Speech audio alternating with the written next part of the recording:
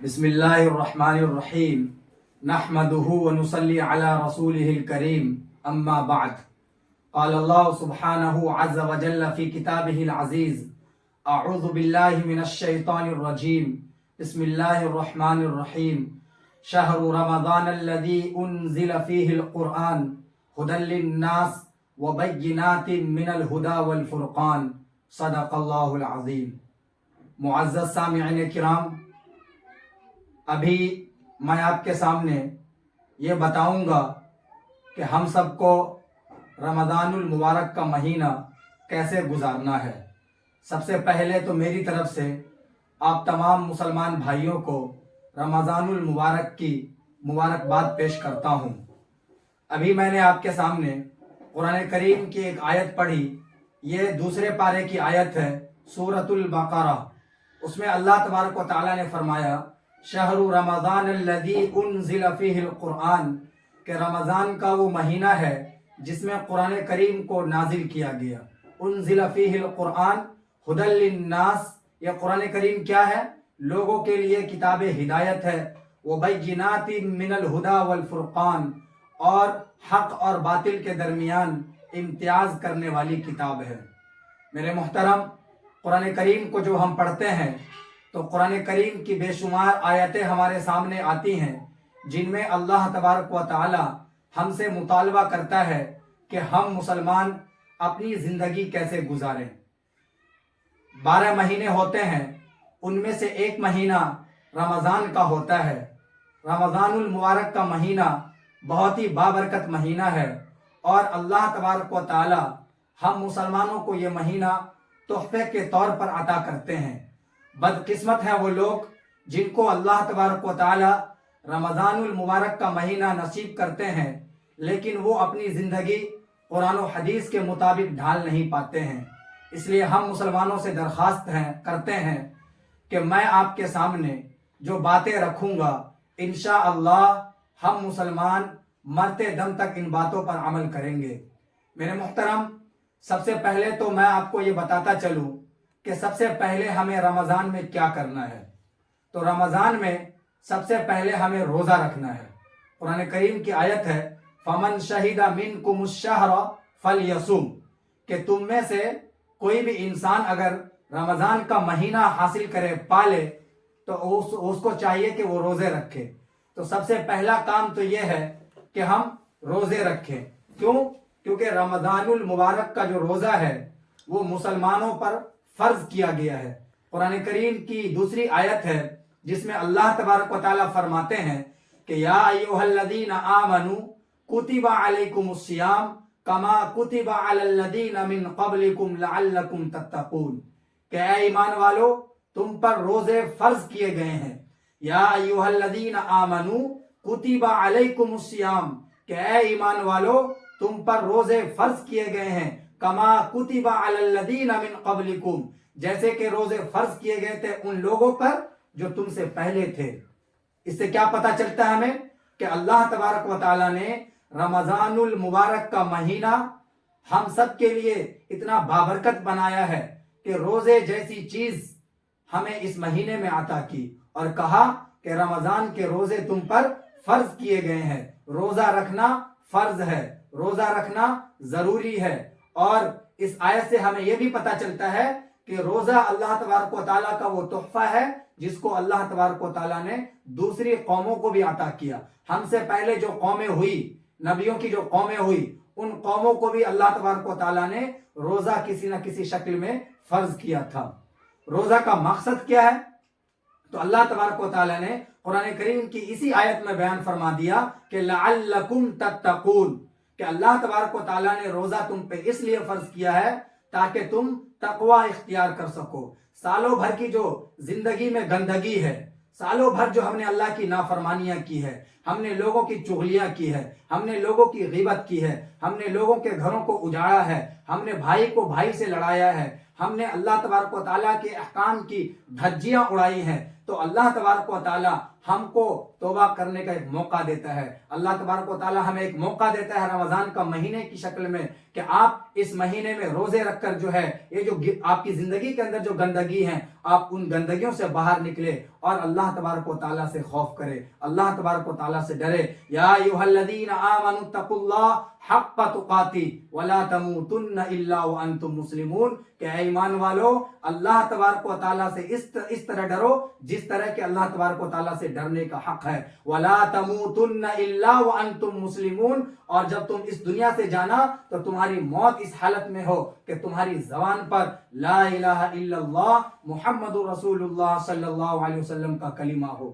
اللہ تبارک و تعالیٰ دوسری آیت میں فرماتے ہیں قل ان صلاتی ونسکی ومحیای ومماتی للہ رب العالمین, کہ اے نبی آپ ان لوگوں سے کہہ دیجئے کہ میری نماز, میری قربانی, میرا جینا, میرا مرنا سب اللہ تبارک و تعالیٰ کے لیے ہے. لا شریک لہ, اس کا کوئی شریک نہیں ہے, وہ ساری کائنات کا خالق ہے, وہ ساری کائنات کا مالک ہے. اس نے ہر چیز کو پیدا کیا, اس نے تمہیں چلنے کی طاقت دی, اس نے تمہیں بولنے کی طاقت دی, اس نے تمہیں سننے کی طاقت دی. اسی نے اس کائنات کو بنایا ہے, ہواؤں کو بنایا, پہاڑ کو بنایا, آسمان کو بنایا, زمین کو بنایا, پانی کو پیدا کیا اور دنیا کے اندر بے شمار مخلوقات کو پیدا کیا. لا شریک لہ, لیکن ان سب مخلوق کی پوجا نہیں کرنی ہے آپ کو, ان سب کو چھوڑ کر صرف ایک اللہ کی عبادت کرنی ہے, اسی کے احکام کے مطابق آپ کو زندگی گزارنی ہے. لا شریک لہ وبذالک امرت, اور مجھے اسی کا حکم دیا گیا ہے. وَأَنَا أَوَّلُ الْمُسْلِمِينَ, اور میں سب سے پہلے اسلام لانے والا ہوں, میں سب سے پہلے اللہ تبارک و تعالیٰ کو ماننے والا ہوں. تو میرے محترم, روزہ کا مقصد یہ ہے کہ ہم مسلمان تقوی اختیار کریں.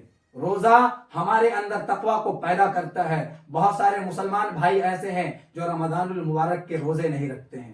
وہ بہانے مارتے ہیں کہ ہمیں پیاس لگتی ہے, ہمیں بھوک لگ جاتی ہے, ہمیں ٹائم نہیں ملتا, ہم آفس میں کام کرتے ہیں. میرے محترم, 11 مہینے اللہ تبارک و تعالیٰ نے آپ کے لیے دیا کہ آپ خوب کھائیں, آپ جو من ہو, جو پسند ہو آپ کو وہ کھائیں, جس وقت چاہیں وہ کھائیں. لیکن اللہ تبارک و تعالیٰ ایک مہینے تمہارا امتحان لیتا ہے, ہمارا امتحان لیتا ہے کہ کیا اللہ تبارک و تعالیٰ کی تم بات مانتے ہو یا نہیں مانتے ہو. تو میرے محترم, رمضان المبارک کے جو روزے ہیں وہ فرض ہے, الا یہ کہ آپ بیمار ہیں, آپ بوڑھے ہیں, کمزور ہیں, روزے نہیں رکھ سکتے ہیں, تو اللہ تبارک و تعالیٰ نے ان کے لیے چھوٹ دی ہے. اللہ, ان کے احکام و مسائل الگ ہے.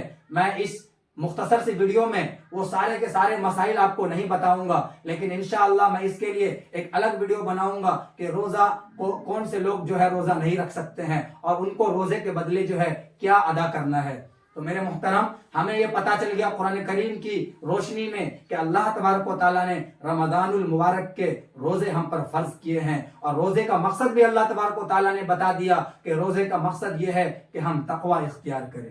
تو رمضان المبارک کے روزے ہم سب مسلمانوں کو رکھنے ہیں.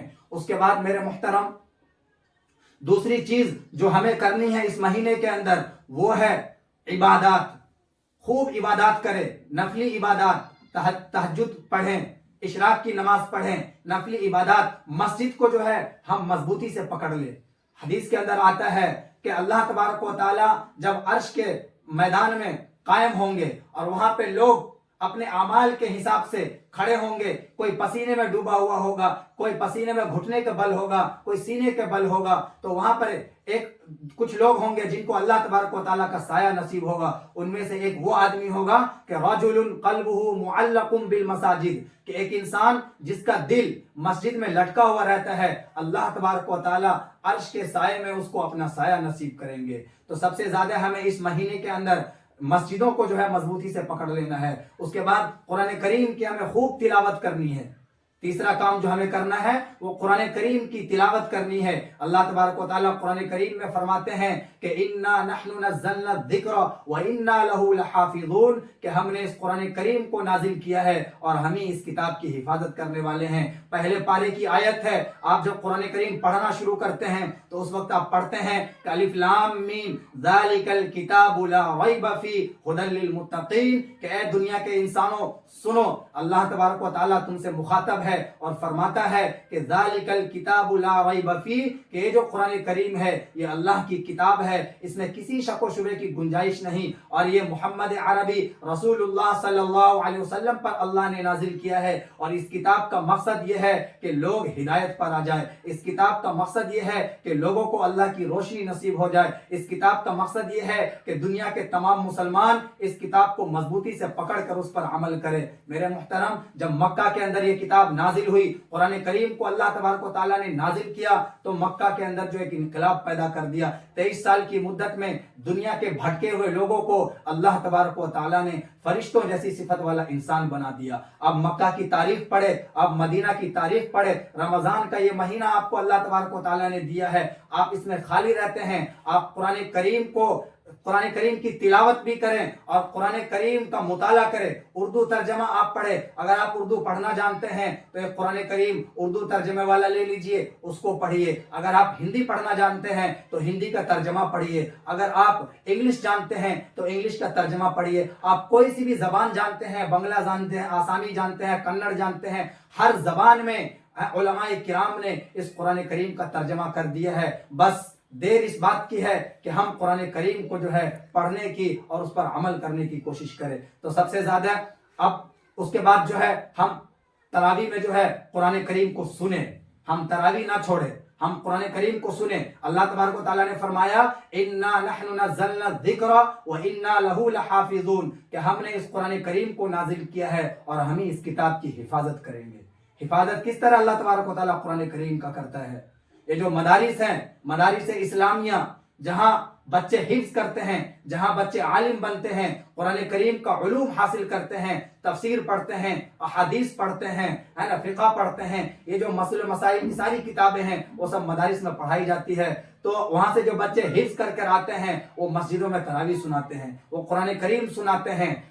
تو ہمیں ان کی ہمت بڑھانی ہے، ان کا حوصلہ بڑھانا ہے، اور ہم ان کے ساتھ جو ہے ان کے ساتھ کندھے سے کندھے ملا کر جو ہے قرآن کریم کو غور سے سنیں، قرآن کریم کی حفاظت کرنے والے ہم بنیں۔ اس کے بعد یہ جو اور کام ہمیں کچھ کرنے ہیں، جن میں ایک سب سے اہم کام ہے زکوٰۃ دینا۔ زکوٰۃ جس طرح روزہ فرض ہے اسی طرح زکوٰۃ فرض ہے۔ زکوٰۃ دینا، قرآن کریم میں اللہ تبارک و تعالیٰ فرماتے ہیں کہ انما الصدقات للفقراء والمساکین والعاملین علیہا والمؤلفۃ قلوبهم وفی الرقاب والغارمین وفی سبیل اللہ وابن السبیل فریضۃ من اللہ واللہ علیم حکیم۔ اللہ تبارک و تعالیٰ نے مسلمانوں پر زکوٰۃ کو فرض کیا ہے۔ زکوٰۃ جس طرح نماز فرض ہے، جس طرح حج فرض ہے، جس طرح اللہ پر ایمان لانا فرض ہے، اللہ پر ایمان لانا، کہ جب تک آپ اللہ پر ایمان نہیں لائیں گے تب تک آپ کامیاب نہیں ہو سکتے ہیں۔ تو جس طرح اللہ کو ماننا ضروری ہے اسی طرح زکوٰۃ دینا ضروری ہے۔ زکوٰۃ کا مقصد کیا ہے؟ زکوٰۃ کا مقصد ہے کہ ہماری سوسائٹی میں جو غریب مسلمان ہیں ان کو ہم غریبی سے نکال سکیں، ان کو ہم غریبی سے نکال کر ان کی زندگی کو ہم اچھی بنا سکے، یہ زکوٰۃ کا مقصد ہے۔ زکوٰۃ صرف اس لیے نہیں ہم دیں کہ پہلی بات تو میں آپ کو یہ کہہ دوں کہ عام طور پر مسلمان زکوٰۃ دیتے ہی نہیں ہے۔ زکوٰۃ کس پر فرض ہے، کتنا فرض ہے، یہ سب میں آپ کو ایک الگ ویڈیو میں بتاؤں گا۔ یہاں پر صرف میں یہ بتا رہا ہوں کہ ہمیں رمضان کا مہینہ کیسے گزارنا ہے اور رمضان میں ہمیں کیا کیا کرنا ہے۔ تو آپ کو زکوٰۃ دینا ہے۔ اگر آپ امیر ہیں اور آپ پر زکوٰۃ فرض ہے تو آپ اپنی جائیداد کا، اپنے مال کا، سونے چاندی کا حساب لگا لیں، اور آپ پر زکوٰۃ کتنا فرض ہے آپ مدارس میں جائیں، علماء کرام کے پاس جائیں، ان کو اپنا سارا حساب و کتاب بتائیں، وہ آپ کو بتا دیں گے کہ آپ پر زکوٰۃ کتنا فرض ہے۔ اس مہینے زکوٰۃ پورے سال میں ہم کبھی بھی دے سکتے ہیں۔ حولان حول کا مسئلہ ہے کہ جب آپ کے نصاب پر سال گزر جائے گا تو آپ کو زکوٰۃ دینا ہے، لیکن رمضان کے مہینے میں آپ کو زکوٰۃ اس لیے دینی ہے کیونکہ رمضان میں ہر ایک عبادت کا ثواب 70 گنا ہو جاتا ہے، نفل کا ثواب 70 نفل کے برابر، فرض کے برابر ہو جاتا ہے، اور ایک فرض کا ثواب 70 فرض کے برابر ہو جاتا ہے۔ اس لیے آپ کو رمضان میں زکوٰۃ دینی ہے۔ زکوٰۃ ضرور نکالیے، کیونکہ میرے محترم آج ہم مسلمانوں کی حالت کیا ہے؟ آج ہم مسلمانوں کو دیکھتے ہیں کہ وہ در در بھٹک رہے ہیں، ہے نا, مسلمانوں کے بچے گلی کوچے میں ایسے کھیلتے ہوئے نظر آتے ہیں. ان کے پاس پڑھنے کے لیے اچھے اسکول نہیں ہیں, ان کے پاس اچھے مدرسے نہیں ہیں. میرے محترم, آج مسلمان جھگی جھوپڑیوں میں رہ رہے ہیں. تو ہم جو امیر مسلمان ہیں, میں ان سے گزارش کروں گا کہ آپ رمضان المبارک میں زکوٰۃ ضرور ادا کریں. اور زکوٰۃ کن کو دینا ہے یہ سوچ سمجھ کر.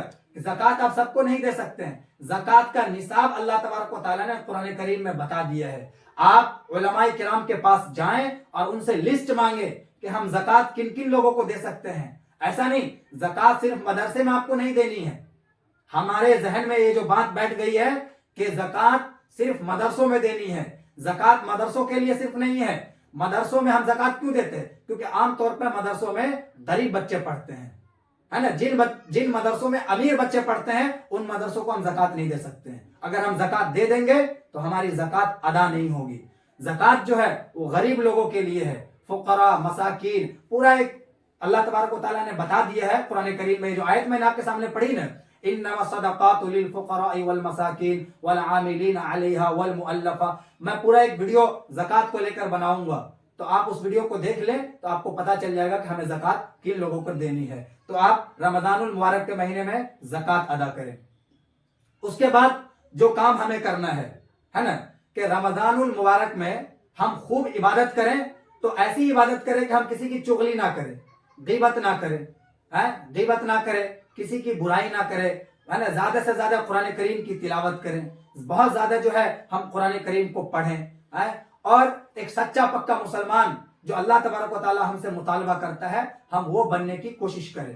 اس کے بعد کیا ہے کہ ہم جب عید آئے, ہے نا, عید, تو عید میں ہم کیا کریں کہ ہم اپنی سوسائٹی میں ایسے لوگوں کو دیکھیں کہ کون غریب ہیں, ہے نا, تو ان کو ہم کپڑے وغیرہ خرید کر دیں.